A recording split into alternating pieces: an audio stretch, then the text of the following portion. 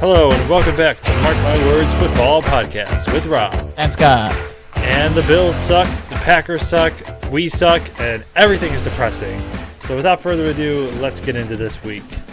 And we start with the Bills versus the Patriots, and the Patriots prevailing 29-25 in an absolute thriller of a game here. Scott, what are your initial thoughts from this matchup? Yeah, from a Bills point of perspective here, when the defense is missing as many pieces as they really are, it's hard to put a lot of blame on them because they really are missing so many amazing pieces and good starters from their defense. But when that happens, and you have one of the top offensive in the game, and they can't bail you out, it's a problem. It's a big problem. When you have Josh Allen and Stephon Diggs, they should be able to go and win you a game. And that offense looked terrible yet again. Like, how many weeks in a row are we going to say this? That they're starting out so slow and their offense doesn't look good. Like, versus the Giants, the defense held up their end of the bargain and the offense couldn't help. And they still stole that game. They shouldn't have won that. And they didn't deserve to win in New England either. Yeah, and I completely agree. It's very concerning to see the offense getting off to the slow start, kind of what's happening with my Packers as well. But it seems like this team still, despite everything, lives and dies with how well Josh Allen does in the passing game. And really, the only person that's consistently stepped up this year is Stephon Diggs. But you can't expect him to be that incredible player every single week. Nobody has a great game every single week. Going up against this tough Patriots defense, you would have liked to see them spread the ball around a little bit more. I know Dalton Kincaid had a pretty good game, but I mean, this Bills offense was really a non-factor the entire game until the third and fourth quarter, and they were still unable to win this game as their defense allowed a terrible last drive to Mac Jones to seal the game. And that's really something that we haven't seen at all from the Patriots this year. And for this to happen to the Bills, it's really just unacceptable play from both sides of the ball. I mean, going into this week, I think we both said that, like, if you lose this one, like, you're not considered the top dog anymore. You really aren't. Yeah. They certainly haven't showed that in several weeks now, not since the Miami game. I know. When you get outplayed, when Josh Allen gets straight up outplayed by Mac Jones, I mean, what are we doing here? With the supporting cast that the Bills have around Allen compared to Jones, how are you not able to produce in the way that you have before? And I think at least some of this blame has to be put on Ken Dorsey and how he's trying to cook up this offense. He really has not been able to get any of his playmakers going. Yeah, I mean, I did have some compliments for him earlier in the year when it seemed like he was really giving him some layups and taking some easy decisions, but that doesn't even seem to be happening now. Like, there just seems to be absolutely nothing going for this team. They keep getting themselves in third and longs, and again this week, they were 5 of 12 at third down. Like, that's not a recipe to win games. No, it's not. And they didn't even stop, like, they were just completely unable to stop Mac Jones. Like, you had, despite everything that went wrong in this game, you still had the opportunity to win, and then you let Mac Jones come back on you. So, I mean, this defense is kind of what it's been in the past few years, which is really good most of the time, but then some of the time you're going to have those awful choky moments. And like you said, they have injuries, but that's what they are this year. Those injuries are long, like White and Milano out for the year. That can't be an excuse for you anymore because this is your team now. Yeah, absolutely.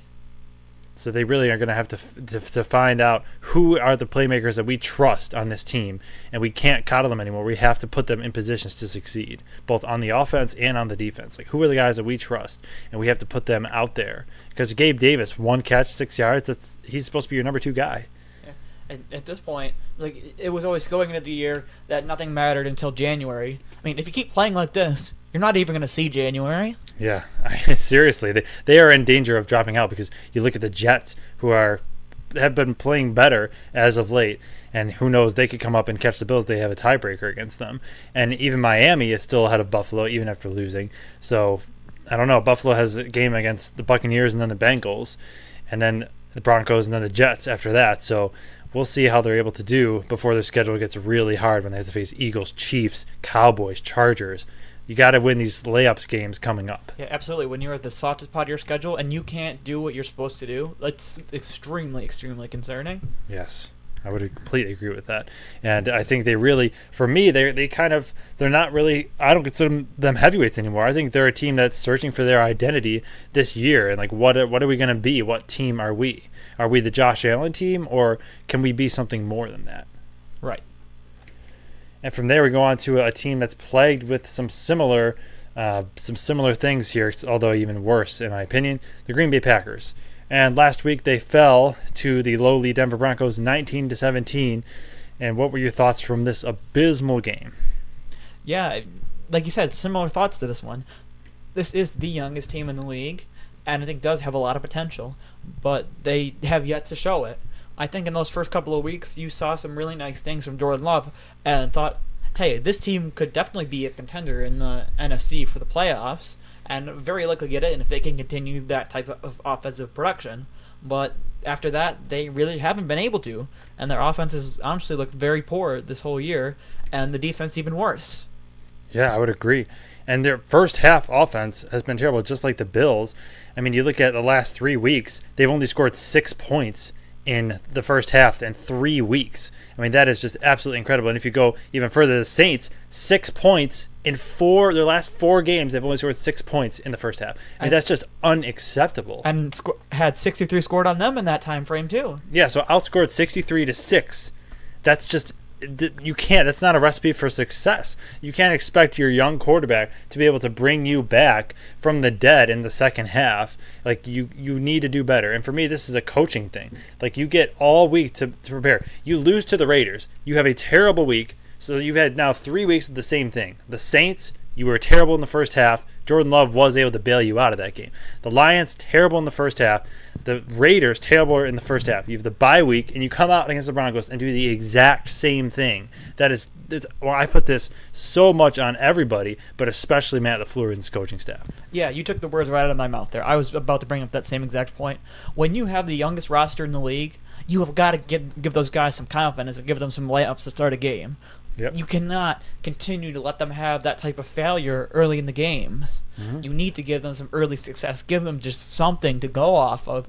And that seems to be completely non-existent right now for the Packers. And it's putting them behind the 8 wall right out of the bat every single game.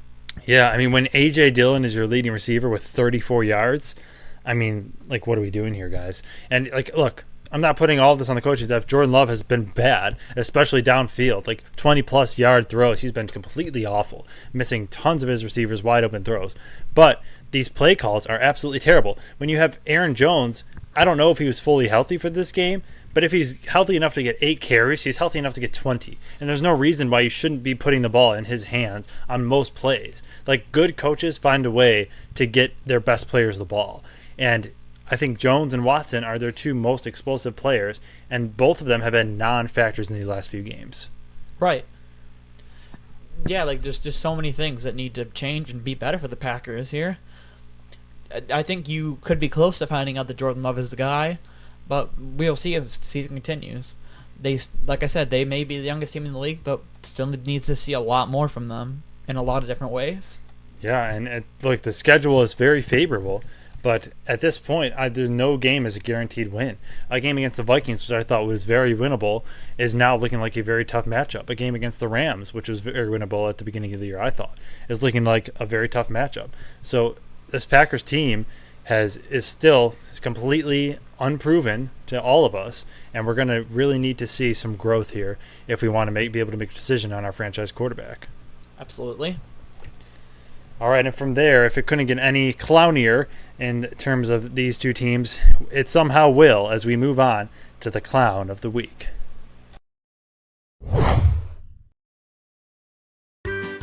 Everybody loves a good clown, and now it's time to meet the NFL's Clown of the Week for this week. And this week, the Clown of the Week in the NFL is the officials. That's right, the referees are the Clown of the Week this week, and let me tell you why. In the Pittsburgh Steelers Los Angeles Rams game, Kenny Pickett had a sneak on 4th and 1 that was obviously short in this one, but was marked as a first down. On every single replay right away, you could tell it was short. But because the play started before the 2-minute warning, it was not automatically reviewed. And because of this, the Steelers were able to kneel out the game and end it. For it to end on such a terrible call like that and so obvious, like that is just so clown-worthy by the NFL that there is no way for them to be able to review that play. I mean, officials, you are the clown of the week. Yeah, and I would also add in that Philadelphia-Miami game, calling 0 penalties on the Eagles when there were some very questionable calls. There's some pictures going around. You can clearly see some holding and just not being able to call those easy calls. Some scrutiny here with officials seemingly all year, and I was wondering when they would end up on this segment. Well deserved this week. Officials Clown of the Week.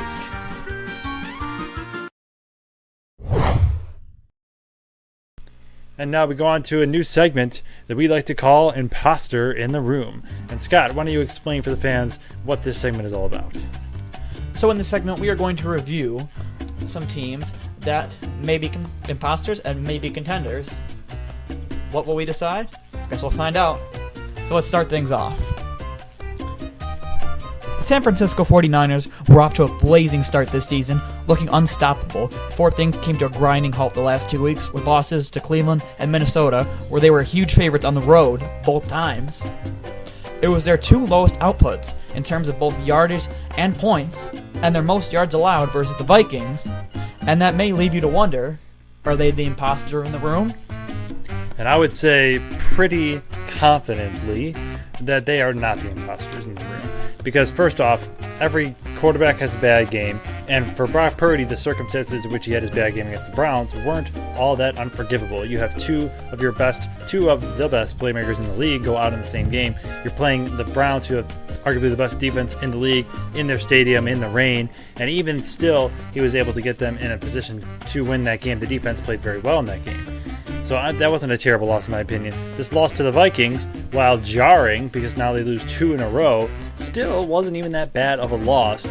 You had Brock Purdy throwing 2 interceptions on the 2 final drives, which were obviously bad, but now we're finding out that he was concussed during those 2 drives. So even then, the 49ers had a chance to win it. They shut out the Vikings in the 4th quarter. So although it is a bit jarring to see them lose 2 in a row, I still think they are very legitimate contenders and definitely not imposters.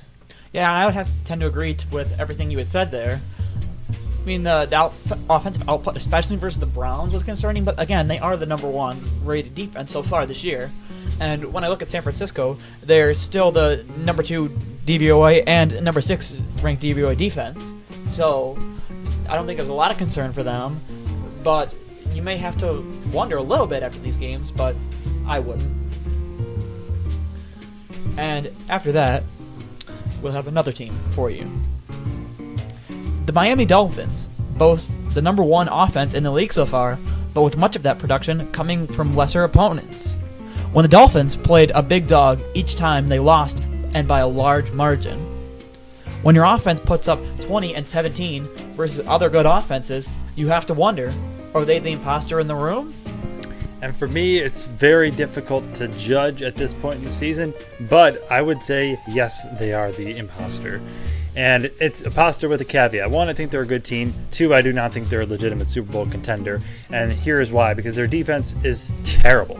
Okay, their defense has not been able to produce very well in big moments. They absolutely choke. And they really haven't looked great all year. They really haven't had a marquee matchup. I mean, yeah, they forced the Patriots to 17 points, Giants to 16. Those offenses are terrible. Like you said, they have not had a signature win this year. They blow out bad teams. And for me, they're going to need to prove that they can beat a good team. The next time they face one is the Chiefs in 2 weeks from now. We'll see. But I do think the Dolphins are imposters.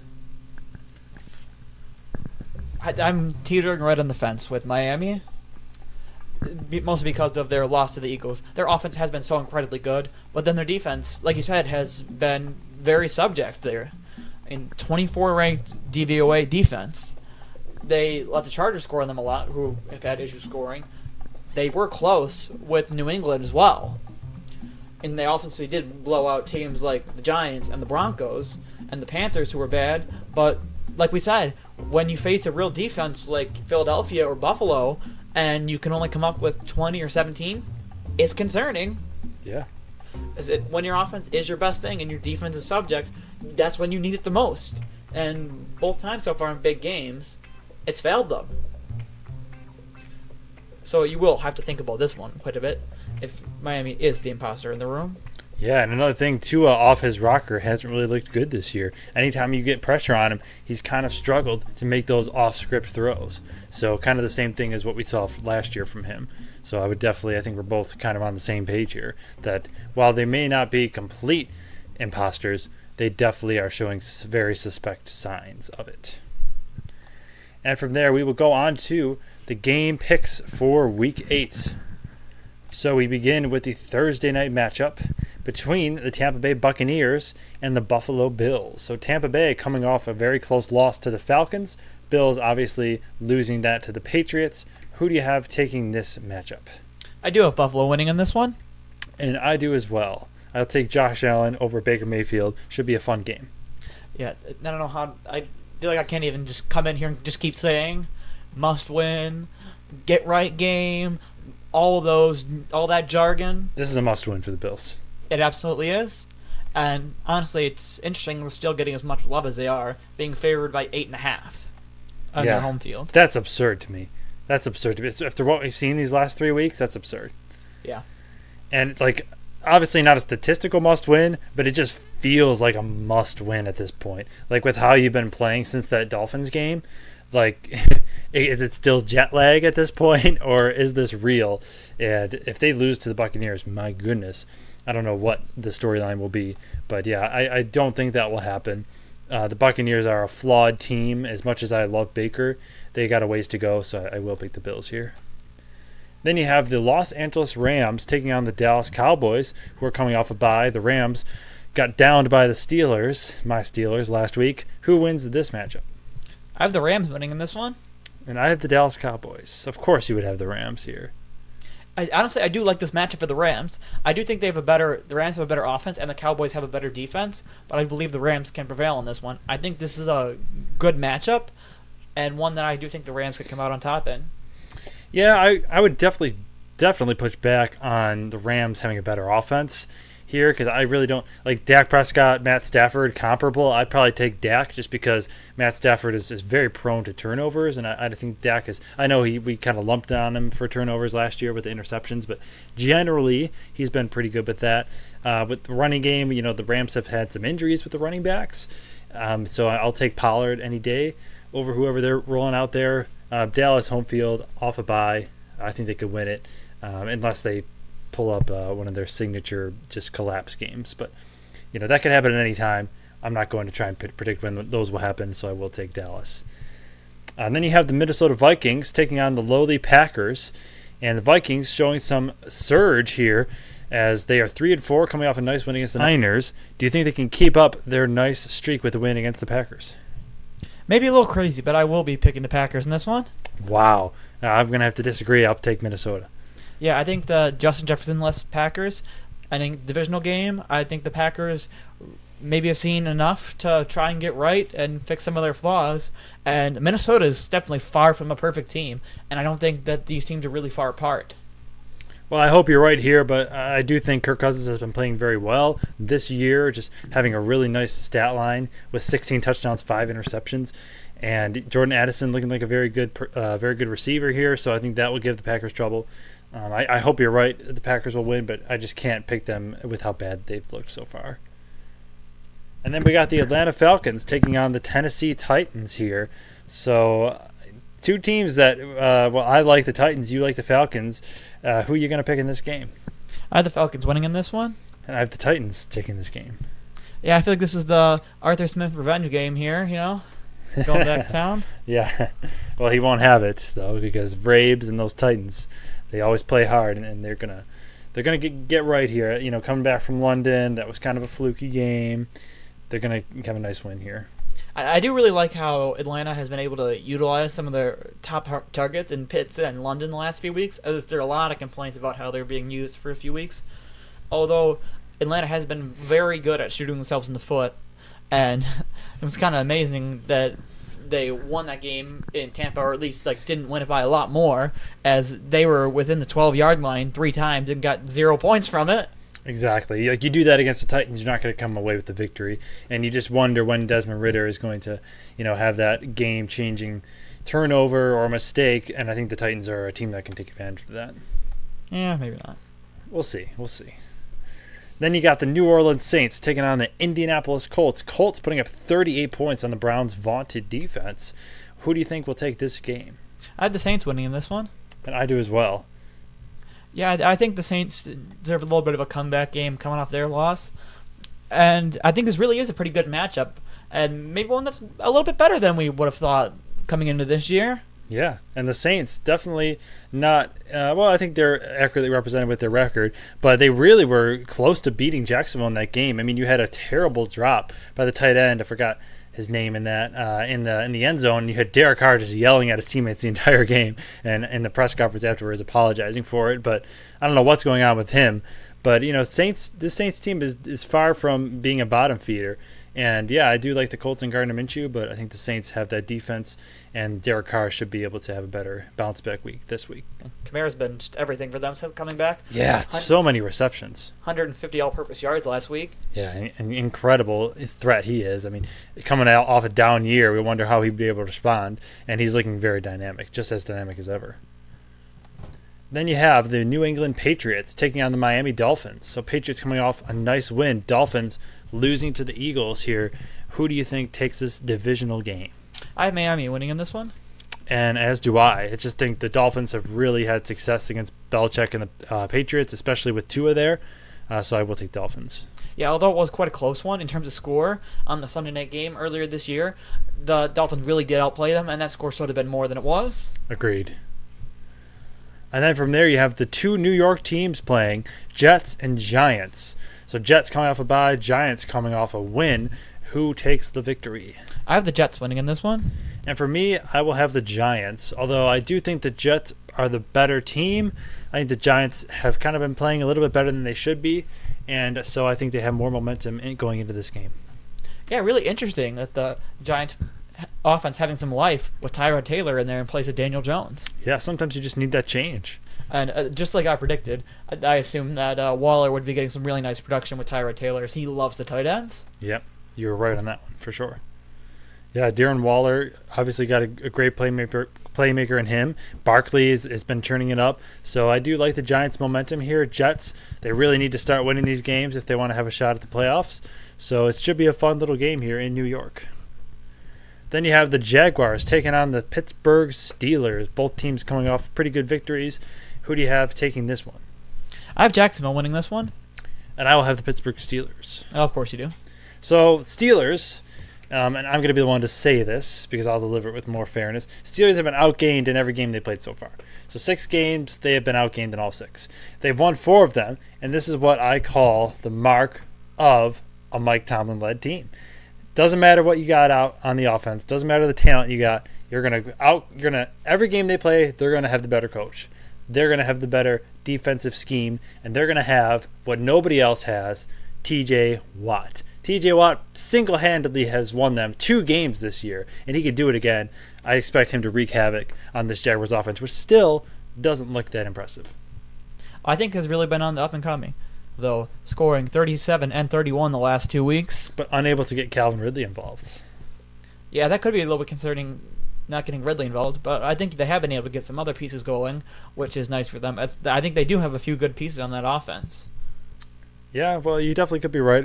Jaguars still kind of on the fringe for me. I haven't really seen all I needed to, especially the lack of them beating really good teams. So we'll see. But Pittsburgh Steelers, never count them out.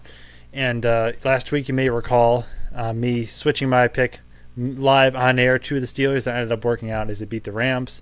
So I'm going to be picking the Steelers from here on out. Steelers all the way. Then you have the Philadelphia Eagles taking on the Washington Commanders in a nice divisional game here. Last time these two teams played, it went to overtime, and the Eagles prevailed. Do you think the tides turn in this game? I have the Eagles winning in this one. I do as well. Yeah, I think that's more chalked up to one of the things where it's just one of those wacky divisional games. And I'm not sure what it is about a team being in your division exactly, but there seems to have been a lot of it this year where teams that we really perceive as weaker are being able to win very often, or at least make some of these games close interdivisionally. Yeah, well, I think it's just you see him twice a year, especially if you have been on that team for a while, then you've seen him twice a year, for 1 year, 2 years, 3 years. So you're just used to how that team plays, and you know each other very well, which could lead to some interesting results. So I do expect this to be a very entertaining game, as the Commanders have historically, past couple of years played the Eagles pretty well. But I do think the Eagles right now, they're just on a roll. Yeah, they did have a good week last week, but I don't know how much of a role you can be on when you've lost the week before. Well, yeah, I guess you're right. Maybe roll is the wrong word for it. But I think they're kind of on a high after that win against a really good Dolphins team.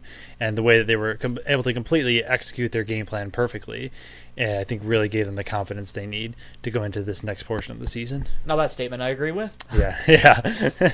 Well, I know you get out of here with your Eagles hate, okay? We all know how you feel about the Eagles, okay? And I apologized 2 weeks ago. I said I apologize for them. All right. Don't go back on it now. Don't go back. Hey, you had just as much Eagles hate as I did at the start of the year. That's true.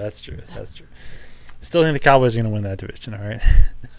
But never mind that prediction. We go on to the Houston Texans versus the Carolina Panthers.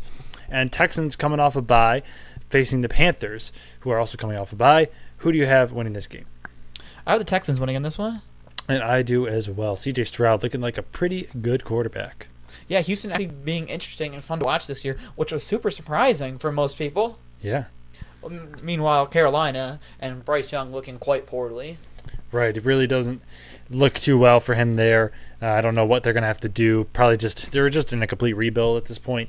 So Houston has those pieces, and they're going to be able to fly here. I really like Nico Collins as a receiver for Stroud, and Dalton Schultz got some nice pieces for him, and the Texans should roll here. Then you have the Cleveland Browns taking on the Seattle Seahawks. Browns have impressed with P.J. Walker, but how long will that last? Can they beat the Seahawks in Seattle? I don't think so. I have the Seattle Seahawks winning. And so do I. Yeah, this is a game that I'd really like for Cleveland if they had Watson, but they unfortunately do not.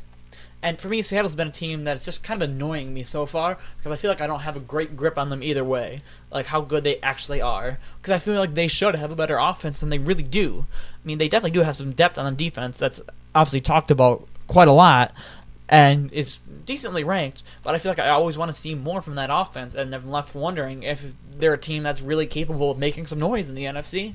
Mm-hmm. Yeah, I would agree with that. Seahawks, very run-centric team. The defense is really coming on. You have Devon Witherspoon looking like a really good corner in the league, my goodness. So Seahawks, Browns should be a low-scoring affair. I do like, ultimately, for me, it comes down to Geno Smith over P.J. Walker and the fact that the Seattle Seahawks have that 12th man in their stadium. And then you have the Kansas City Chiefs taking on the Denver Broncos. So short turnaround between these two teams facing. And who do you have taking this game? I have Kansas City winning in this one. And so do I, though it does feel a bit dangerous as the Chiefs really looking like the best team in the AFC at 6-1. Yeah, but I think there could be some definitely competition coming off the backside from Baltimore. Although Chiefs had to have a very good week last week. And I think it's a little bit of a dangerous number here, as they're only favored by 7.5 versus Denver. I think it's a number that may come to be regretted. I think this could be a lot of money on that number. Yeah, well, historically the Chiefs really have not covered the spread very well, and they tend to get a lot of big spread as they are the Chiefs.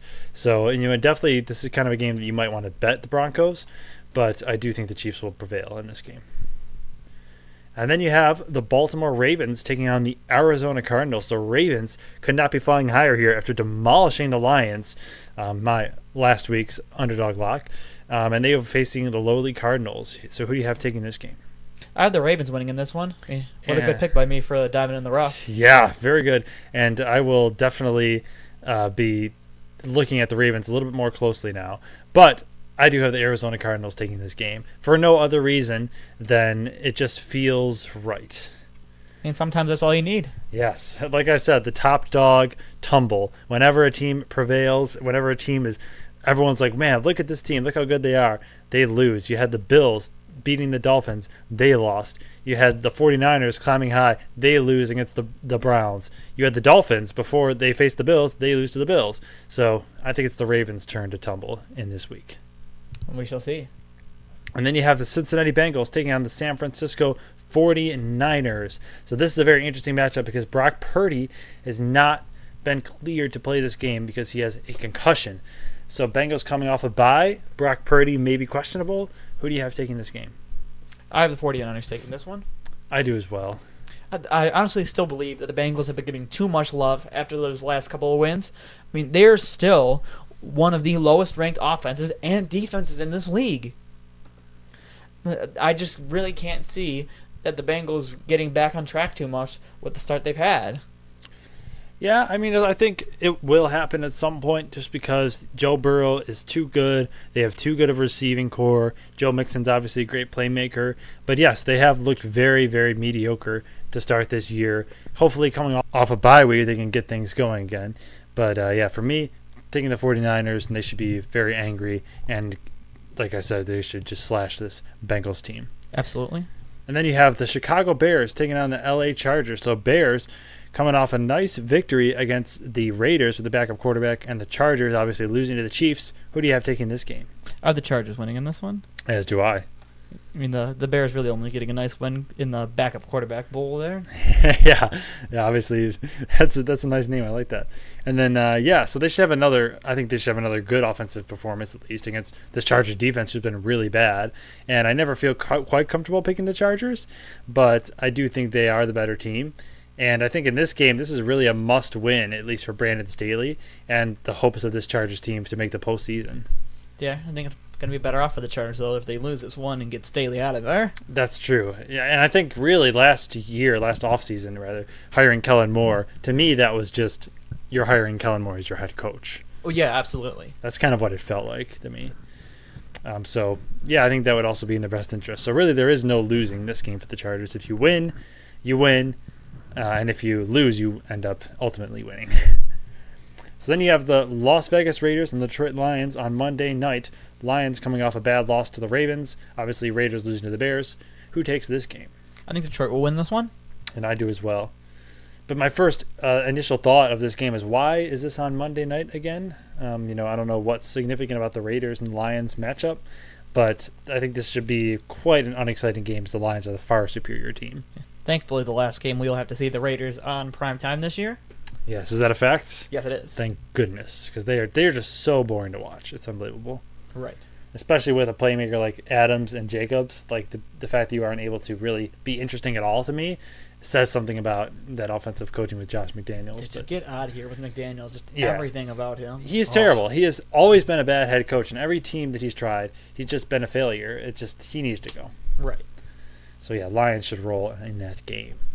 And then we have, from there, our underdog locks of the week. So last week, I lost again, taking the Detroit Lions, who lost to the Ravens, and Scott had the LA Chargers, who lost to the Kansas City Chiefs. So I am 0-6 in these underdog locks, and Scott is 2-4 on the year. So we're both hoping to get back on track. Well, I'm hoping to get on the track. Scott's hoping to get back on track this week. Who do you have? I will, yet again, for the third time this year, have the Los Angeles Rams. So you hit those two, right, when you picked the Rams? I'm 1-1 with the Rams so far. Okay, yeah, I'll try it again. And yeah, I definitely think the Rams, they definitely showed more juice this year than I think we both had thought. And, they really have a favorable they have a chance to win against the Cowboys, who at any given moment could just implode. So I kind of do like that pick. And for me, I will have to go with the Arizona Cardinals as my underdog lock of the week. I'm really hanging my hat on this narrative of top dogs tumbling.